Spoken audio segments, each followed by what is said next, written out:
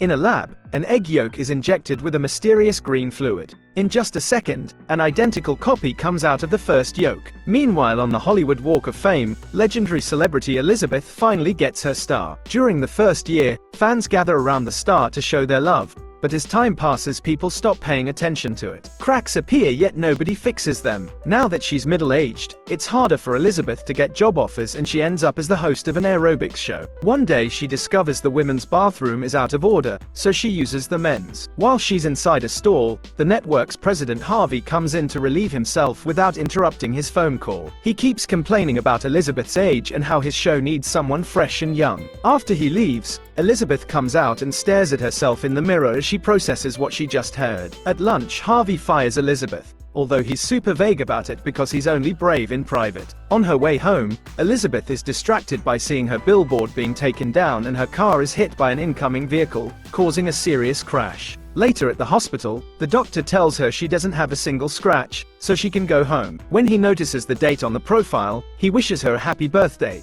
causing her to finally have a breakdown. After the doctor leaves, the nurse announces he must do one more exam and starts examining her spine. He concludes she's the perfect candidate, before giving her jacket so she can finally go. Once outside, Elizabeth discovers the nurse left a little package in her jacket pocket. She unwraps it to find a flash drive with the words, "The Substance," plus a telephone number.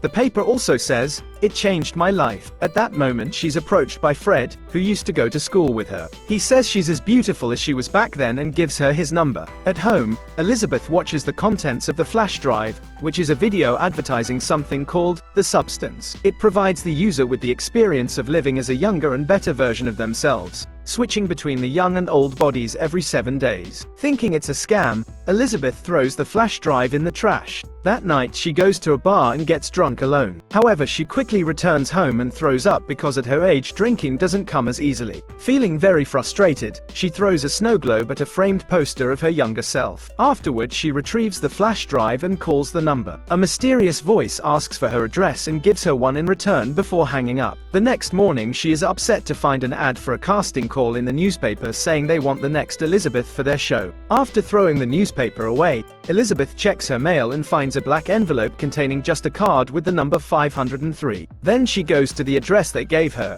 which is located in a shady alley. She uses the card to open the door, which only goes up halfway and takes her to a very dark corridor. Eventually, she reaches a room with deposit boxes, so she opens the one with her number and finds a cardboard box. Elizabeth returns home and finally opens the box, where she finds a kit with the substance. There's an activator, a stabilizer, a switch, and special food.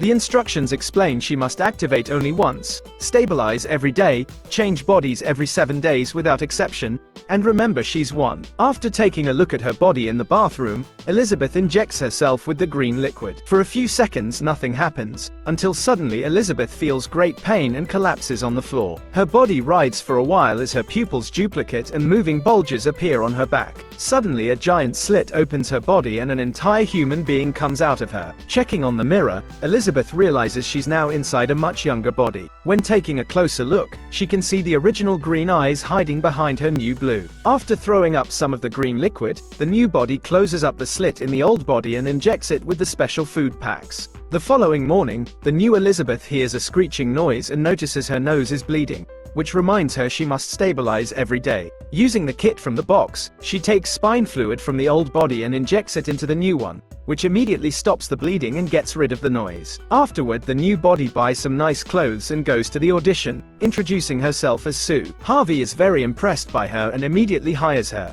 But Sue will only accept under one condition: she can work every other week because she must take care of her sick mother. Desperate to have her beauty in his channel, Harvey agrees. During the following week, Sue enjoys being the center of attention again, and soon there's a new billboard with her face. She makes sure to stabilize every day, although she never moves Elizabeth's body from the bathroom floor. At the end of the week, Sue uses the change kit to connect both bodies and a blood exchange ensues. Sue soon passes out and Elizabeth is active again, immediately feeling the pain on her back from the scar. She goes to the station and Harvey gives her a box with her things, Elizabeth barely saying goodbye. Her week as Elizabeth is incredibly dull and boring, and she can't wait to be Sue again. Every day she makes sure to stabilize the body, and another black envelope arrives when the refill kit is ready for pickup, which means another visit to the shady alley. When Sue returns the next week, she looks for a hollow wall in the bathroom and starts breaking it down, intending to build a hideout for the other body. She spends several hours working, and a neighbor comes to the apartment to complain about the noise. However, he instantly calms down when he sees Sue. She tells him Elizabeth moved out and closes the door on his face when he tries flirting with her. Once the secret room is ready, Sue hides Elizabeth and her big poster inside. Now Sue can start her new life for real. She hosts her show on TV and everyone adores her thanks to her amazing body, which she doesn't hesitate to show off. At night she goes partying with other young people and even brings a guy home to do the naughty. However, their fun is interrupted when Sue starts hearing the screeching noise and her nose bleeds, announcing her time is up. She runs to the bathroom and opens the secret room to find Elizabeth's body writhing as it finishes the last food bag. Desperate to go back to the guy, Sue breaks the rules. Instead of changing bodies, she recycles a stabilizer tube and extracts more fluid from Elizabeth to inject in her body. As soon as she's feeling better, she returns to her guest and they have a naughty night together. When the zipper on Sue's clothes is opened, a bunch of organs and blood come out of her body. However, this is just a dream that wakes Sue in the middle of the night, and she finishes the body exchange. Elizabeth wakes up in the morning to discover the mess Sue left in the apartment and a note from the man, which says he'll come back later for his bike. At that moment, Elizabeth is horrified to discover that the extra hours she spent as Sue have consequences, and now part of her hand looks very old. She runs to wash it off, but nothing happens. Then Elizabeth calls the number from the flash drive, but the mysterious voice tells her there's no fixing this. When Elizabeth tries to blame Sue for it, the voice reminds her that Sue isn't a separate person. Afterward, Elizabeth cleans the apartment while watching TV and gets to see Sue on the show. The beauty of the young body irritates her and she ends up turning it off. Then the neighbor knocks on her door again and tries to ask her out, but Elizabeth never answers him. That afternoon, Elizabeth goes to the alley for her refill box and hears a noise that suspiciously sounds like the word Sue. Terrified, she immediately runs away with her box. Elizabeth ends up entering a diner and keeps her bad hand hidden in a glove. Suddenly, an old man says that 7 days feel like a long time, and Elizabeth notices he has the same birthmark on his arm as the nurse who gave her the flash driver. He winks at her and accidentally drops his wallet, which contains a card with the number 207. This confirms the nurse was this man's young body created by the substance. He starts sharing his experience. It becomes very lonely to simply be alive, and each time it gets harder to remember the old body deserves to exist and matters too. When he asks her if the young body has started eating away at her, Elizabeth runs away in fear. Outside her apartment, she bumps into the guy from last night who came for his bike. He yells at her before leaving, which is another reminder of how people perceive her in this body. Needing to feel better about herself, Elizabeth decides to call Fred and agrees to a date. She puts on her best clothes, but when it comes to makeup, she copies Sue's style. On her way out, she sees the billboard with Sue's picture and it makes her feel bad about her body again. Elizabeth grabs some accessories and fixes the makeup to have a style that matches her age. However, when she tries to leave again, the sight of the billboard continues to haunt her. Once again, she goes to the bathroom and has a breakdown as she messes with her makeup and hair. In the end, she doesn't go to the date and ignores all the texts Fred sends her. The following week, while Sue is recording her show, she freaks out when she feels a bulge appearing on her rear. However, when she checks, there's nothing there. The team plays the recording on the big screen to check what happened, and Sue feels incredibly exposed, so she puts on a robe and rushes to her dressing room. Seeing the bulge again, she starts pushing it through her body until it gets to her stomach. Then she reaches inside through her belly button to pull out the bulge, which turns out to be a chicken leg. The next time she wakes up after the exchange, Sue finds the food leftovers left by Elizabeth, who has been eating a lot to deal with her depression. A furious Sue called the number to complain, explaining that she barely has any time to enjoy herself because of work, while Elizabeth spends her days eating and watching TV. The voice's only answer is to remind her there's no she and you. When she goes to work, Sue is shocked to discover that the taping for her show has been cancelled, and she gets very nervous when she's called to Harvey's office. However, he has good news. She's become so popular that they want her to host a New Year's Eve special. Obviously, Sue accepts and goes home to take more liquid from Elizabeth's spine, claiming she can't miss this opportunity. Her career is going so well that Sue continues to do this for several days,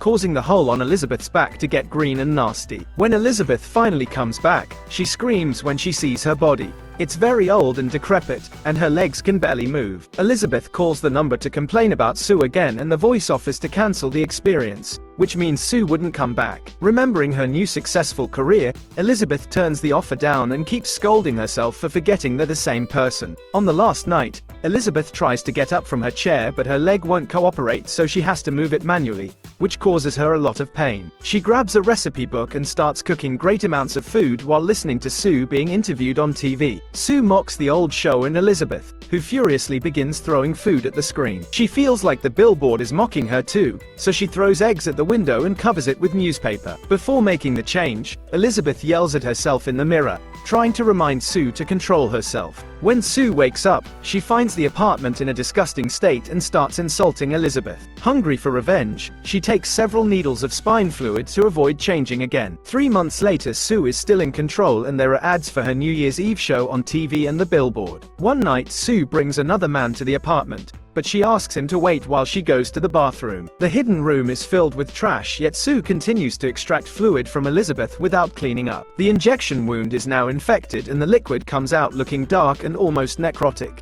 Starting to feel dizzy, Sue calls the number and explains there's no more stabilizer fluid, so the voice explains she's drained it all out. The fluid needs time to regenerate, and for that Sue needs to switch bodies. She freaks out and refuses because her big show is the next day. However, her nose starts bleeding and she collapses. Struggling with the pain, Sue has no choice but to crawl back to the bathroom and finally do the change. In the bedroom, the man hears a noise and comes to the bathroom to investigate, but Elizabeth locks the door before he can see her. Ignoring his questions, she looks in the mirror and is horrified to discover an abomination. Furious, she yells at the guy to make him leave. Afterwards, she comes out of the bathroom, and it's so hard to walk in this body that she keeps on falling. Once she reaches the living room, she calls the number and chooses to cancel the experience. Then she brings her old poster out of the secret room. The next morning, a black envelope arrives saying the last delivery is in the box. Elizabeth covers her body with as many clothes as possible, and on her way out she yells at the neighbor, who immediately hides in fear. She runs to the alley to get the box and brings it home to open it, finding one single syringe with a black liquid. Suddenly she hears a voice telling her there's no going back, but she ignores it and injects the dark fluid into Sue's body. However, she also remembers that tonight is the big show and stops herself before emptying the syringe. Then Elizabeth giving Sue CPR, causing her nose to bleed. Seeing it as a sign, Elizabeth gets the change kit and gives Sue some of her blood, which wakes her up. Strangely, Elizabeth doesn't go to sleep. The women stare at each other in shock until Sue sees the termination syringe on the ground. She immediately freaks out and chases after Elizabeth, kicking her against her big poster before pushing her against the broken glass to try to choke her. Elizabeth manages to grab a vase and breaks it on Sue's head before running toward the bathroom. Sue tries to follow her, and when Elizabeth locks the door, she repeatedly kicks it to open it again. Next, Sue kicks Elizabeth once more and forces her to look at them in the mirror before she starts smashing her head on it. After multiple hits, Sue drops the body and Elizabeth crawls away, only for Sue to send her flying with another kick. This time the kicking continues for several minutes until Elizabeth is finally dead. Covered in blood,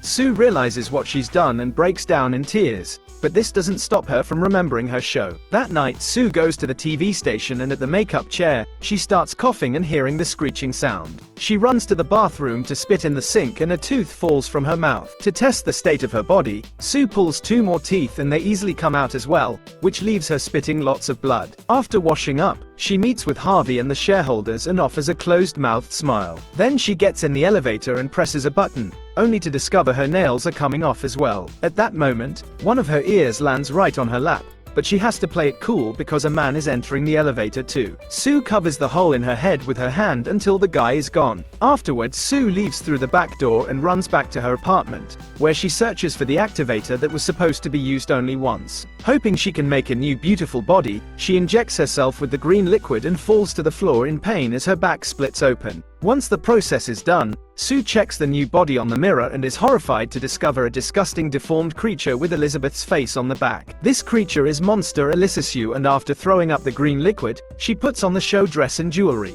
She also curls the few hair strands she has. Since it doesn't help much, she decides to destroy the old poster to make a mask that she glues to her face and puts lipstick on. Then she goes to the TV station and is delighted to find everyone welcoming her with praising words, but this turns out to be her imagination. Since the lights are off in the main stage, 𝐜𝐴𝐴𝐲 manages to get on it without being seen. When the show begins, the lights are turned on and 𝐜𝐴𝐴𝐲 tries to speak into the mic, but only mumbling comes out of her deformed mouth. At that moment the mask falls and she starts puking body parts, which everybody finds disgusting. After the initial shock, a woman screams and a man calls her a monster, causing the rest of the audience to freak out as well. A bunch of guys surround her and pushing her around while calling her things like monster and freak. 𝐜𝐴𝐴𝐲 falls to the floor in tears, trying to speak to no avail. When she stands up, a man hits her with a baseball bat and decapitates her. However, her head slowly regenerates at the same time her arm falls off, causing a spray of blood that showers the whole crowd for several minutes. The entire room ends up covered in red and the people can barely move because they keep on slipping and falling against each other. Eventually 𝐜𝐴𝐴𝐲 manages to escape the building, but as she's running down the street she falls and her body explodes in thousands of gory pieces. The only part still alive is Elizabeth's face, which crawls out of the pile to reach her star. She happily stands on it and remembers the old days until she melts away. The next morning, a floor scrubber cleans off the blood as it was just another stain on the street.